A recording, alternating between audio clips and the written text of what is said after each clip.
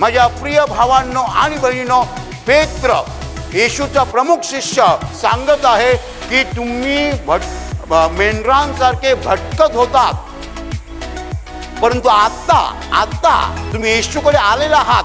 म्हणजे तुम्ही नक्की काय केलेलं आहे?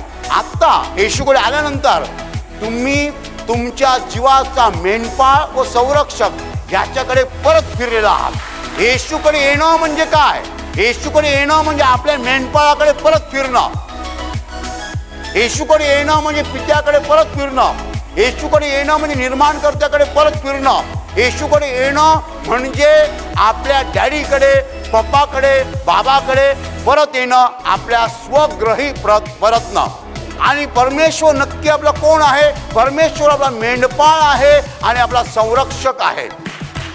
मेंढपाळ अशासाठी की मेंढपाळ मेंढरांची काळजी घेतो. मेंढपाळ मेंढरांच्या गरजा भागवतो.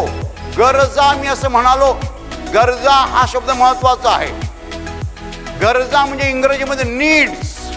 गरजा, माणसाला केवढ्या गरजा असतात. तुमच्या मी काही ना असं वाटत असेल माझा डायबिटीस गेला म्हणजे मी सुखी झालो. नाही, डायबिटीस जाऊन माणूस सुखी होत नाही. डायबिटीस गेल्यावर मुलीचं लग्न पण व्हायला पाहिजे. डायबिटीस गेल्यावर नवऱ्याला नोकरी पण मिळायला पाहिजे.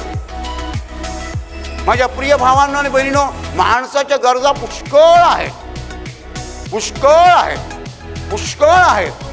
आणि या सगळ्याच्या सगळ्या गरजा परमेश्वर स्वतः भागवतो. Hallelujah, hallelujah. तुम्ही मोटरसायकलवर असे बसता का? असे बसलेले आहात, पुढे 2 मुलं, मागे जाडी बायको. असे किती पुरुष बिचारे माझ्या समोर असतील अशी मोटरसायकल चालवतात. तिकडनं मागून बायको ढकलते, पुढून मुलगा ढकलतो.